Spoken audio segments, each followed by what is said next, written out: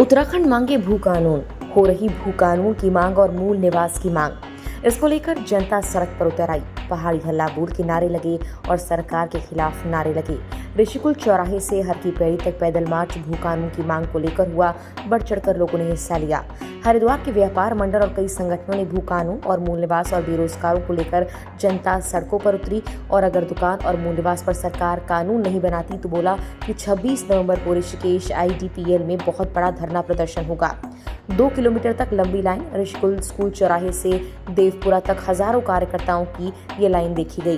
भू कानून की मांग को लेकर कई संगठनों ने बढ़ चढ़कर सड़कों पर हिस्सा लिया। मुख्य संयोजक मोहित डिमरी महिलाएं और महिला संगठन और महिला सशक्तिकरण के मुद्दे पर बढ़ चढ़कर हिस्सा लेते हुए यहां पर लोग नजर आए। प्रतिपक्ष संवाद के लिए पुरुषोत्तम खरोला की रिपोर्ट। देखिए, जैसा हम पिछले 2 साल से संघर्ष कर रहे हैं मूल निवास और भू कानून के लिए। मूल निवास हमारा जो है एक संवैधानिक अधिकार था, जो इस सरकार ने 2000 बनने के बाद पिछले 24 साल से धीरे धीरे करके हमसे छीना है। पहले 2000 में मूल निवास के साथ साथ स्थायी निवास की व्यवस्था इस प्रदेश में आई और 2012 में मूल निवास की व्यवस्था इस प्रदेश से पूरी तरह ख़त्म कर दी गई और स्थायी निवास की व्यवस्था शुरू कर दी। और अब जो 2024 में हम जो कानून सुनने में आ रहा है कि UCC में जो प्रावधान है उसमें निवास की जो अवधि है वो 1 साल कर दी गई है। यानी 1 साल के अंदर अंदर आप यहाँ के निवासी बन जाएंगे, स्थायी निवासी बन जाएंगे। आपका भी अधिकार नौकरियों में, आपका अधिकार संसाधनों में, सभी रिसोर्सेज पे आपका बराबर का अधिकार होगा जितना कि हजारों साल, सैकड़ों साल या 1950 से रहने वाले मूल निवासियों का यहाँ पर होगा। इसके विरोध में मूल निवास 1950 की मांग हम लंबे समय से प्रदेश में कर रहे हैं। भू कानून लगातार इस प्रदेश में जो भू कानून थे, जो पहले उत्तर प्रदेश जमींदारी उन्मूलन एक्ट के थ्रू आए थे या जो है बाद में जो हमारा अपना एक्ट आया उसके थ्रू हमने ये जो कानून लगाए थे, इसमें लगातार इन्हें लचर करा गया। पहले हमने देखा 500 वर्ग मीटर का तिवारी के टाइम पर एक भूखंड लेने का एक प्रावधान आया था, 250 वर्ग मीटर का खंडूड़ी जी के टाइम पे आया था। लेकिन हम 2018 में देखते हैं कि तत्काल त्रिवेंद्र गवर्नमेंट में धारा 143 में जो बाध्यताएं थी वो सारी समाप्त कर दी गई हैं। आप कृषि भूमि को किसी भी प्रयोजन के लिए इंडस्ट्री के नाम पर ले सकते हैं और उसका कोई भी इस्तेमाल कर सकते हैं। आपने बाद में भी हमने देखा कि 2022 में जो 2 बाध्यताएं 143 में थी वो जो है धामी सरकार ने ख़त्म कर दी। 154 सेक्शन में जो 12.5 एकड़ की भूमि का जो बाध्यता थी इंडस्ट्री के लिए वो भी ख़त्म कर दी गई। ये प्रदेश भूमि की खुली लूट के लिए छोड़ दिया गया। आपने मूल निवास देखा, इस प्रदेश में पूरी तरह ख़त्म कर दिया गया। और यहाँ पर हो क्या रहा है, हम यहाँ मूल निवास और भू कानून की मांग कर रहे हैं लेकिन यहाँ पर बस्तियाँ अवैध बस्ती बसाई जा रही है। वोट बैंक की राजनीति करने के लिए यहाँ पर अवैध बस्तियाँ बसाई जा रही है। उनके नियमितीकरण की बात हो रही है। बाहर से आए हुए समुदायों को यहाँ पर आरक्षण देने की मांग करी जा रही है। लगातार हमारे युवाओं को हम देख रहे हैं, आपने कल भी देखा होगा कि किस प्रकार से जो है बेरोजगारों के ऊपर पुलिस ने अत्याचार करा, उन्हें गिरफ्तार करके पुलिस ले गई। ये हमारी जो है पुलिस और सरकार के काम है। बजाय हमें मूल निवास और हमारे अधिकार देने के, वो हमारे जो है कुठाराघात इस प्रकार से कर रही है, इस प्रकार से अत्याचार वो हमारे ऊपर कर रही है। ये आंदोलन जो बार बार कहा जा रहा था कि ये केवल समुदाय विशेष में यानी कि पहाड़ के क्षेत्रों का आंदोलन है, अब जो है जनता ने हरिद्वार में, हम ये महारैली भी इसी वजह से हरिद्वार में लेकर आए कि हम ये दिखाना चाहते थे सभी लोगों को कि हरिद्वार का जो मूल निवासी है, जो प्लेन्स के जनपद में रहने वाला मूल निवासी है, वो भी इन जो अधिकारों का हनन हुआ है उसमें इतना ज़्यादा जो है, इसमें जो उनके अधिकारों का हनन हुआ है उससे वो उतना ही प्रभावित हैं जितने पहाड़ में रहने वाला मूल निवासी है। आज आपने देख ही लिया होगा, हमें यहाँ संत समाज का यहाँ पर जो है पूरा का पूरा समर्थन मिला है, सैनिक समाज का समर्थन मिला है, पूर्व सैनिकों का यहाँ पर समर्थन मिला है। और जिस प्रकार से आपने देखा कि हमें जो है यहाँ मातृशक्ति, छात्र शक्ति, युवाओं का यहाँ पर जितने भी संगठन हैं और पहाड़ी महासभा हो और सारे संगठनों का हमें यहाँ पर आप लगातार देख रहे हैं कि हमें हरिद्वार में हमने बहुत लंबी बैठकें यहाँ पर करी। हमने यहाँ पर विभिन्न संगठनों से बात करी, यहाँ पर आंदोलनकारी संगठनों से हमने बात करी, पूर्व जो है सैनिकों से हमने बात करी, कर्मचारी संगठनों से हमने बात करी, यहाँ के व्यापार सभा से हमने बात करी। वो कॉरिडोर को लेकर बहुत ज़्यादा दुखी है। उन्होंने कहा यहाँ कॉरिडोर आ रहा है, दुकानें तोड़ दी जाएंगी।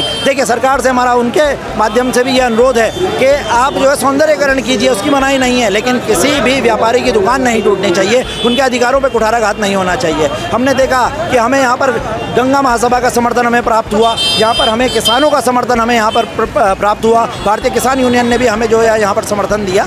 तो हमने देखा कि तमाम संगठनों ने जब हमें ये समर्थन दिया तो ये जो है एक तमाचा है उन लोगों के मुंह पर जो ये बार बार कह रहे थे कि ये मैदान और पहाड़ की लड़ाई होती जा रही है। मैदान के क्षेत्रों में भी लोगों ने हमें भरपूर समर्थन किया और ये लोग जो हज़ारों की संख्या में यहाँ आए हैं ये बताना आपको भी बता रहे हैं, आपके माध्यम से हम सरकारों को भी ये बताना चाहते हैं कि किस प्रकार से मूल निवास की व्यवस्था ख़त्म होने से, ज़मीनों के अधिकार ख़त्म होने से, रिसोर्सेज यहाँ से पूरी तरीके से लूटने के लिए जो छोड़ दिए गए हैं, जब जब उन पर कुठाराघात होगी ऐसे ही जनता सड़कों पर आएगी और ऐसे ही सरकारों को चेताएगी कि अगर 23 नवंबर को जब जो है केदारनाथ विधानसभा चुनाव के रिजल्ट आ जाएंगे, जब उसके नतीजे आ जाएंगे, उसके बाद प्रदेश से आचार संहिता खत्म हो जाएगी। अगर 2 दिन के अंदर अंदर दामी सरकार अध्यादेश लाती है, भू कानूनों में जितने बदलाव हुए हैं उन्हें वापस लेती है, हमारे मूल निवास के लिए एक श्वेत पत्र जारी करती है, तो हम जो है जो सरकार के साथ होंगे, नहीं तो हम एक और अंतिम सांस तक करते रहेंगे। आज हम इस संकल्प लेकर यहाँ से राज्य की प्राथमिक जरूरत है।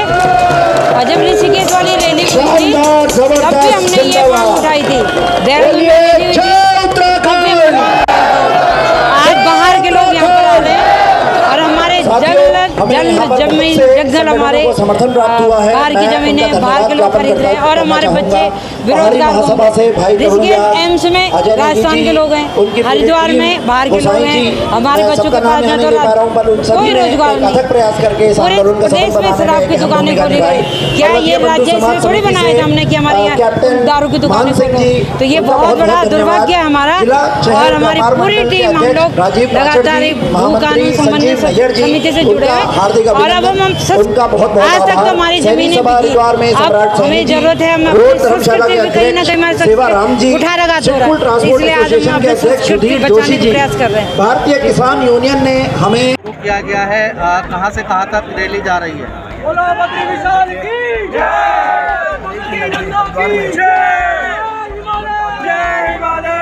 जंगल जमीन के साथ ही गंगा को, संस्कृति को बचाने की लड़ाई है और तमाम जितने प्रकार के मूल निवासी हैं सभी एक होकर इस संघर्ष को आगे बढ़ा रहे हैं।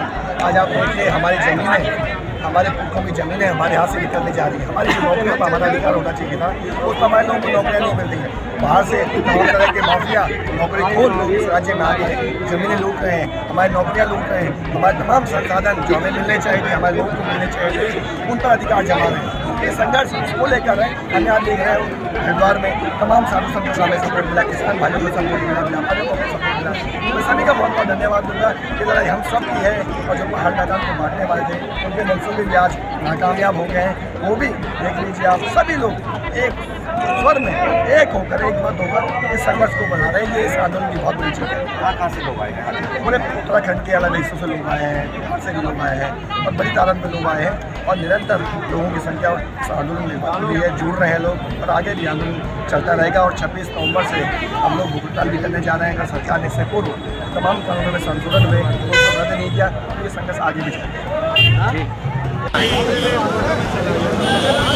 इस प्रदेश में जो भू कानून है वो बहुत कमज़ोर है और लचीला है।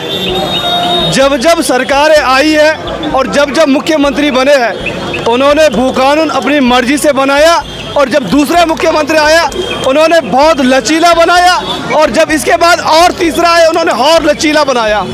वर्तमान में जो मुख्यमंत्री है पुष्कर सिंह धामी ने तो इस प्रदेश को खुली छूट दी थी। आप जितना लूट सको, नारसन से लेके नीति और माणा तक पूरा लूट मचा रखी है। आप जितना मर्जी खरीद सकते हो, ये किसी भी प्रदेश में नहीं। आप पूर्वांचल के राज्य में जाइए, आप हिमाचल में जाइए, वहाँ का भू कानून आप देखिए कि वहाँ पे कोई बाहर का आदमी ज़मीन नहीं ले सकता। अगर लेगा भी तो उसे 30 साल तक वहाँ रहना पड़ेगा और उसके बाद 200 वर्ग मीटर वो ज़मीन ले पाता है। मुख्य रूप से यही मांगे हमारा पूरा, पिछली बार हमारी ऋषिकेश में थी, उसके बाद देहरादून में था, गैरसैंण में थी, हर जगह मूल निवास और भू कानून की हमारी मांगे है। हम चाहते हैं इस प्रदेश में सशक्त भू कानून बने, वो सुदूर यहाँ के जो यहाँ के जड़ जंगल जमीन है वो सुरक्षित हो।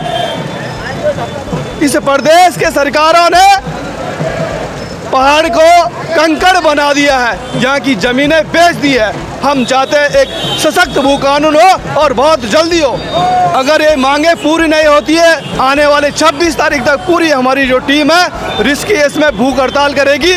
और भूख हड़ताल जो है इस उत्तराखंड की सबसे बड़ी भूख हड़ताल होगी। क्या उसमें हमारी जानें क्यों नहीं चली जाएगी? ये एक इतिहास लिखा जाएगा दोबारा। इस प्रदेश के जो सूबे के मुख्यमंत्री है सबसे निष्क्रिय मैं समझता हूँ। जितने भी मुख्यमंत्री बने उससे सबसे निष्क्रिय मुख्यमंत्री है। बार बार कहते हैं कि हम सशक्त भू कानून लाएंगे, आपने सशक्त भू कानून नहीं लाया। आप कहते हैं कि हम मलिन बस्तियों के लिए आदेश लाते हैं। ये दुर्भाग्य है इस प्रदेश के। यहाँ की माटी सुरक्षित नहीं है, यहाँ की बेटी सुरक्षित नहीं, ये दुर्भाग्य है इस प्रदेश का।